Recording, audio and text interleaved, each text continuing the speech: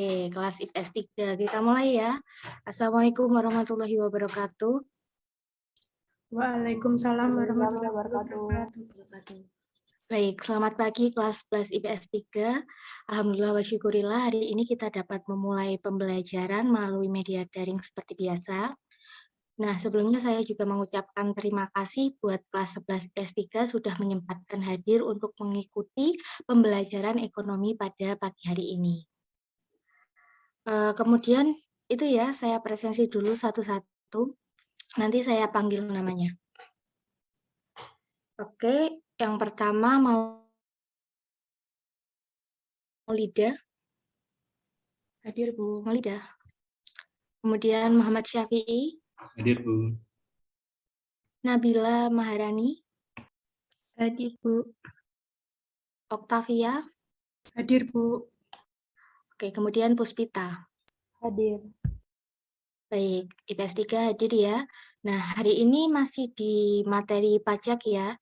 Saya memberikan persepsi dulu tentang pajak ya. Pajak sendiri itu kan merupakan bagian penting dari perekonomian Indonesia. Nah, pajak itu kan sangat berpengaruh ya. Penerimaan pajak bagi pendapatan nasional itu menyumbang berapa persen gitu, lumayan banyak. Kemudian sering saya sampaikan bahwa setiap materi di mata pelajaran ekonomi itu saling terkait, seperti pajak ini dengan pendapatan nasional, di mana pajak itu kan menekan konsumsi dan meningkatkan investasi juga. Investasi itu kan merupakan bagian atau komponen dari pendapatan nasional. Nah, jadi saya harap nantinya kalian itu tidak hanya tahu, tetapi juga paham, gitu ya, IPS 3. Kemudian minggu lalu kita sudah belajar mengenai pajak juga, tentang pengertian pajak, fungsi pajak, kemudian manfaat pajak, tarifnya, juga asasnya. Kemudian hari ini kita lanjutkan masuk materi jenis-jenis pajak, kemudian sistem pemungutan, kemudian ada objek dan tata cara pemungutan pajak. IPS 3 sebelumnya saya mau minta dulu salah satu dari kalian untuk memberikan refleksi terkait materi minggu lalu terkait tarif pajak yang kita bahas minggu kemarin. Siapa yang ingin menjelaskan silahkan raise hand. Oke, Oktavia silahkan.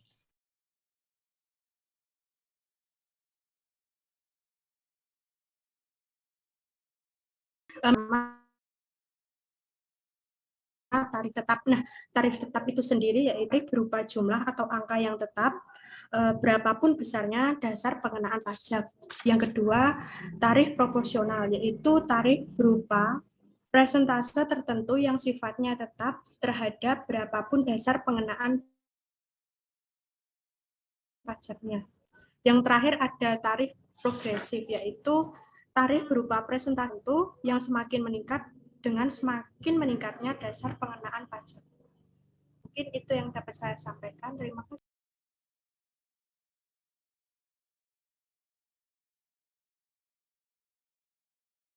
Oke, bagus Oktavia.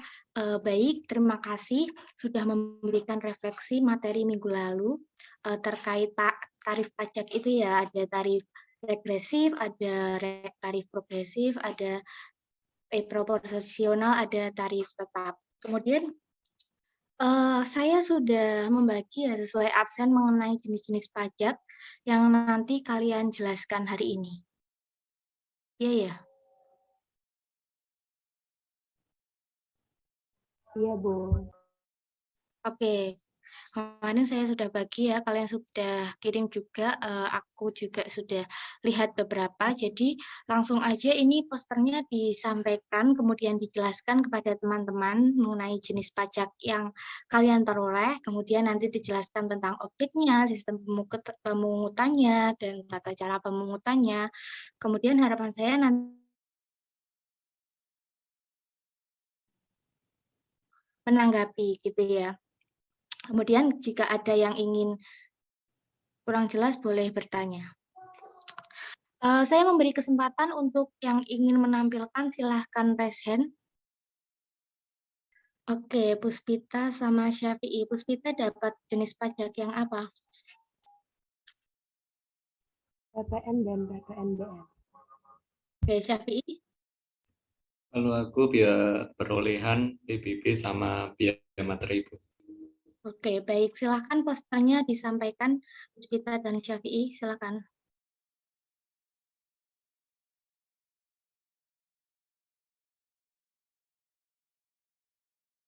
User screen ya, Bu. Baik, Puspita.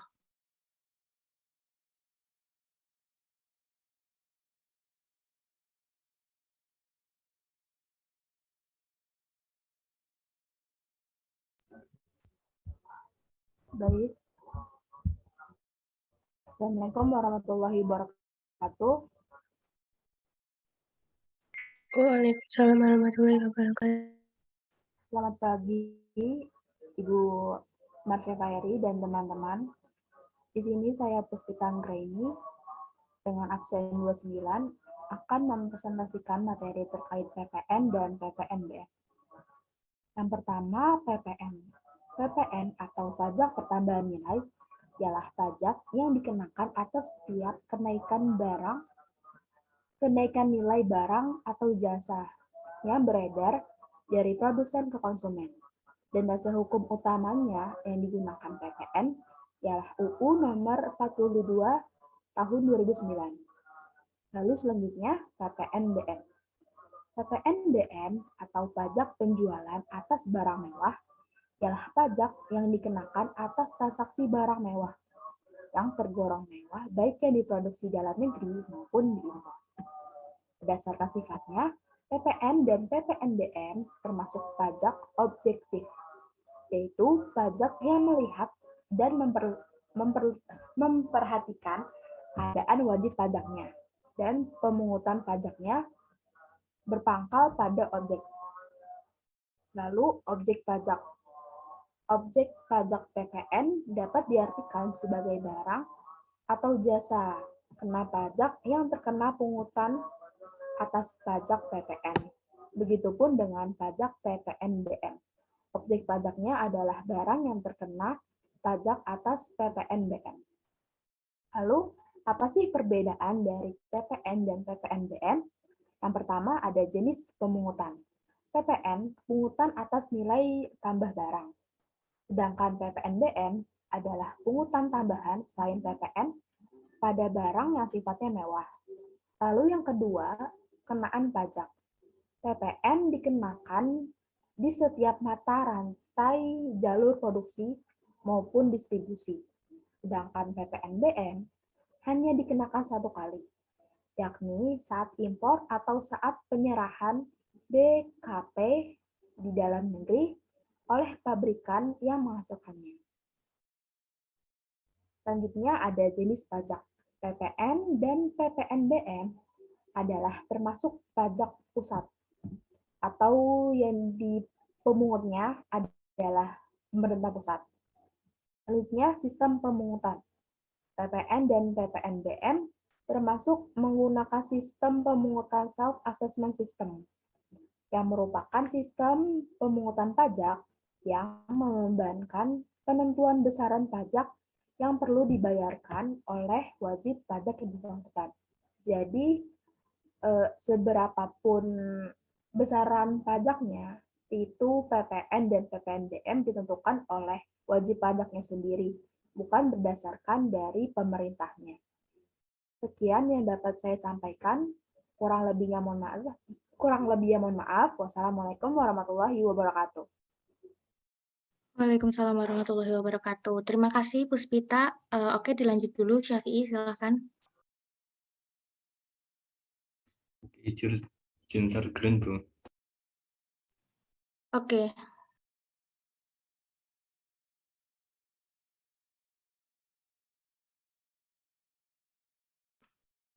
Ya, baik teman-teman. Nah, pada kali ini kita akan membahas mengenai pajak bumi bangunan. Nah, yang selanjutnya ada biaya perolehan hak atas tanah dan bangunan serta biaya materi. Nah, dari yang pertama yakni PBB berdiri. Nah, pada kali ini kita akan membahasnya lebih ke PBB Perdesaan dan Perkotaan.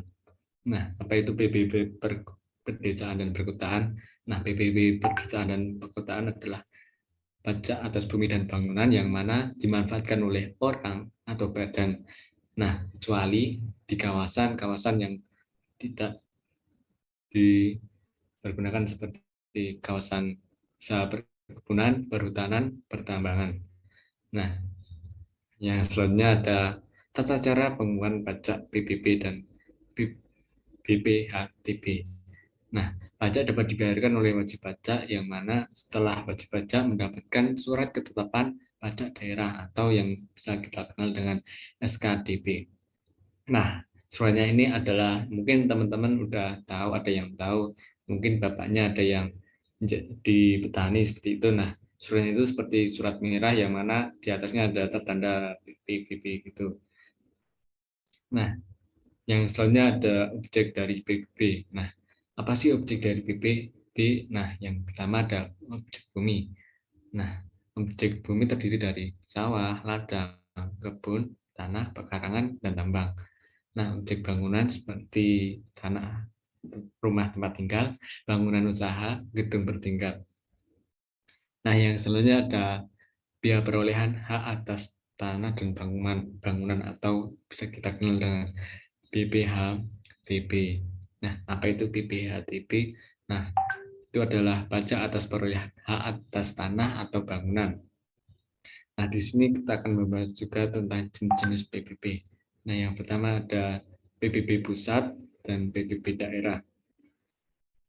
Yang pertama PBB pusat yakni perkebunan, perhutanan, pertambangan mineral dan batu bara, pertambangan minyak bumi dan gas bumi. Nah, yang selanjutnya ada pertambangan gas bumi. Nah, yang selanjutnya bahasan tentang PBB daerah yakni PBB perkotaan dan pedesaan. Oke, yang selanjutnya ada biaya materai. Nah, apa sih biaya materai? Nah, biaya materai adalah pajak atas dokumen, yang mana dalam Undang-Undang Nomor 10 Tahun 2020 tentang beasiswa menerangkan bahwa tarif pajak biaya materai sebesar 10.000.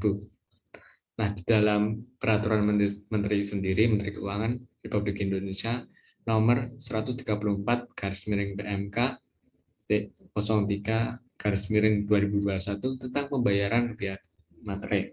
Nah, ciri umum dan ciri khususnya pada materai tempel, pada unik, keterangan tertentu pada materai elektronik, materai dalam bentuk lain, dan penentuan keabsahan materai serta kematerian kemudian. Nah, di sini akan membahas juga tentang cara pemungutannya. Nah, untuk PBB dan perolehan hak atas tanah dan bangunan termasuk dalam caranya adalah official assessment system, yakni pengurutannya sudah ditentukan dari yang atas, yang mana tergantung dari besaran yang digunakan, PBB yang digunakan. Nah, di sini ada juga tadi kasusnya. Nah, di sini bila NIOPKP-nya JOPKP dari kekayaan bumi bangunan yang dimiliki oleh Bapak Yoga adalah 1.500.000.000. Nah, maka besarannya PBB yang ditetapkan adalah yang pertama, hitung terlebih dahulu NIKP dan NIOP lebih dari 1 miliar. Maka tarif mencari NIKP adalah 14%. Nah, dengan di soal NJOPKP-nya adalah 1 miliar lebih, maka tarif yang digunakan adalah 40%. Nah, kita hitung dulu dari tarif NJOPKP-nya 40% dikali 1.500.000.000, maka hasilnya adalah 600 juta. Nah, yang selanjutnya adalah cara menghitung PP-nya dengan menghitung PSB-nya dengan rumus pajak bumi dan bangunan, yakni 0,5 dikali NIKP. Nah, NIKP yang kita ketahui tadi adalah 600 juta, maka 600 juta dikali 0,5%, maka yang didapatkan adalah 3 juta. Maka pajak yang harus dibayarkan oleh Bapak Yoga adalah 3 juta. Oke, mungkin sekian dari pembahasan. Terima kasih.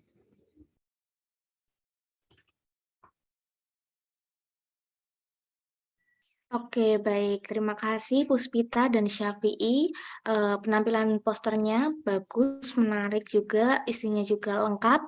Kemudian mungkin saya minta dari teman-teman yang lain dari kelas IPS 3 untuk 2 orang ya memberikan tanggapan tentang poster yang ditampilkan teman kalian tadi. Bisa raise hand yang ingin menambahkan?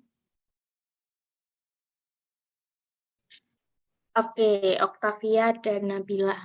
Octavia dulu, menurut kamu 2 poster yang ditampilkan temanmu tadi gimana, Octavia? Nah, baik Bu, menurut saya kedua poster tadi cukup menarik dan cara penyampaiannya juga sudah cukup jelas. Nah, untuk dari segi materi saya ingin menanggapi untuk Muhammad Syafi'i dari cara penggunaan benda materai. Terdapat 2 yaitu materai tempel. Nah, yang pertama caranya materai tempel itu direkatkan seluruhnya dengan utuh dan tidak rusak di atas dokumen yang akan dikenakan biaya materai tersebut. Yang kedua, materai tersebut ditempel, direkatkan di tempat yang akan dibubuhkan tanda tangan. Yang ketiga, pembubuhan tanda tangan itu disertai dengan tanggal, bulan, serta tahun. Dan yang terakhir, jika digunakan lebih dari 1 materai tempel, tanda tangan itu harus dibubuhkan semua materai tempel.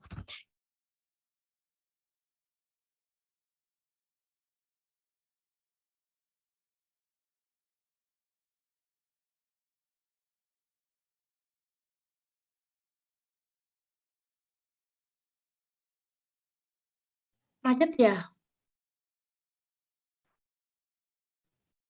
Oke, lanjut dulu aja ke Nabila tanggapannya. Baik, Bu, terima kasih. Sebelumnya perkenalkan nama saya Nabila Maharani Zan. Saya izin menanggapi mengenai materi yang telah disampaikan oleh Puspita Anggraini, yaitu barang yang termasuk ke dalam golongan barang mewah. Yaitu ada beberapa. Yang pertama, barang tersebut bukan merupakan barang kebutuhan pokok. Yang kedua, barang tersebut dikonsumsi oleh masyarakat tertentu. Yang ketiga, pada umumnya barang tersebut dikonsumsi oleh masyarakat berpenghasilan tinggi. Dan yang terakhir, barang tersebut dikonsumsi untuk menunjukkan status sosial. Itu saja yang dapat saya sampaikan. Terima kasih. Oke, terima kasih tadi Octavia sama Nabila yang sudah memberikan tambahan. Nanti teman-teman yang tadi posternya disampaikan bisa untuk dilengkapi lagi dari tambahannya dari teman-teman tadi. Kemudian ini ya, saya ingin memberikan tambahan sedikit ya mengenai ini mengenai yang menurut saya itu penting tapi belum ada di kedua poster tadi. Jadi gini, memang jenis-jenis pajak itu kan ada beragam ya, ada yang menurut lembaga pemungutnya, kemudian ada yang menurut pembebanannya, pajak langsung, pajak tidak langsung, seperti itu ya. Nah, dari jenis-jenis pajak yang disampaikan teman kalian tadi, ada PPB, PPN, itu kalian juga harus tahu pajak jenis pajak tersebut itu termasuk pajak langsung atau tidak langsung. Nah, itu tadi belum dijelaskan di posternya. Saya tambahi aja, yang pajak langsung itu contohnya PBB. Kemudian yang pajak tidak langsung itu ada PPN karena bisa dilimpahkan ke konsumen. Kemudian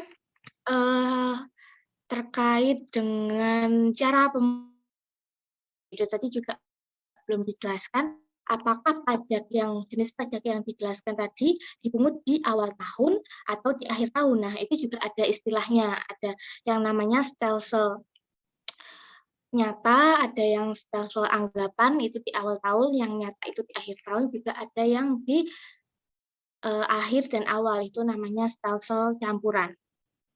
Contohnya seperti PBB tadi, itu kan Syafi'i menjelaskan dipungut di awal tahun. Nah, itu termasuk stelsel anggapan gitu ya.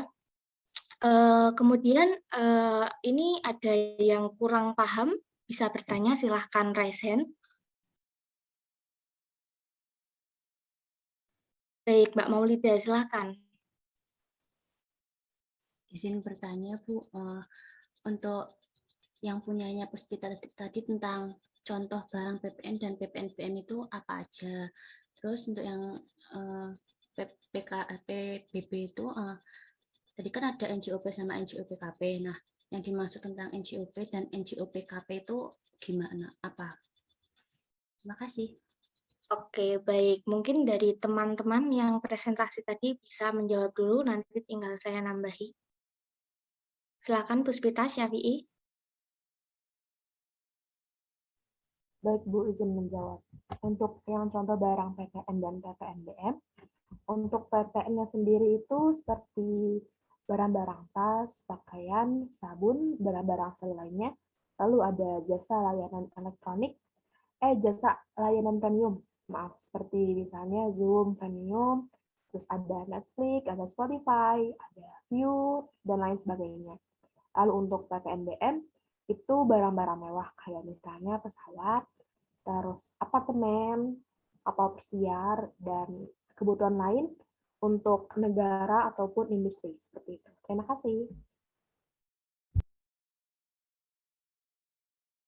Oke, kemudian lanjut tadi Syafi'i ditanya Maulida, silakan dijawab. Oke, aku akan menjawab dari pertanyaannya Mbak Maulida, yakni maksud dari NJOP dan NJOPKP. Nah, yang pertama tentang NJOP. Nah, apa itu NJOP? NJOP adalah harga rata-rata, harga pasar pada transaksi jual beli tanah. Nah, yang pada setiap tahunnya itu telah ditetapkan oleh Menteri Keuangan Indonesia. Nah, untuk yang selanjutnya adalah NJOPKP. Nah, apa itu NJOPKP? NJOPKP adalah batas nilai jual objek pajak atas bumi dan bangunan yang kena pajak. Nah, besarannya ini tergantung dari wilayah atau daerah masing-masing, karena setiap daerah itu berbeda, seperti itu. Oke, baik, bagus jawabannya benar. Tadi Maulida tanya terkait contoh ya barang PPN, PPNBM. Nah, itu benar Puspita jawabannya seperti tas, sepatu, kemudian kapal gitu ya. Tapi tidak semua barang itu dikenakan PPNBM gitu. Jadi yang tergolong mewah itu ada kriterianya lagi, seperti mungkin harganya di atas 10 juta, seperti itu. Kemudian tadi Syafi'i juga menjelaskan mengenai pengertian NJOP. Itu sudah benar, sudah jelas, saya rasa tidak perlu saya tambahi lagi. Jadi harapan saya kalian itu tidak hanya menghafal materi, tetapi nantinya dalam penerapan itu kalian juga tahu gitu ya. Sudah paham IPS 3? Bu. Oke, baik kelas IPS 3. Terima kasih sudah menampilkan poster yang bagus. Teman-teman tadi juga menanggapi juga banyak. Saya senang ada yang bertanya juga. Bagus. Jadi terkait materi pajak ini sudah selesai ya di minggu lalu. Dan hari ini dari pengertian sampai dampak pajak bagi pembangunan ekonomi sudah kita kupas ya tadi di awal. Kemudian lanjut minggu berikutnya kita akan membahas mengenai kerjasama internasional. Nah, silakan disiapkan posternya, minggu depan kita bahas. Terima kasih sekali lagi IPS 3, saya akhiri. Wassalamualaikum warahmatullahi wabarakatuh. Waalaikumsalam warahmatullahi warahmatullahi wabarakatuh. wabarakatuh. Terima kasih Bu.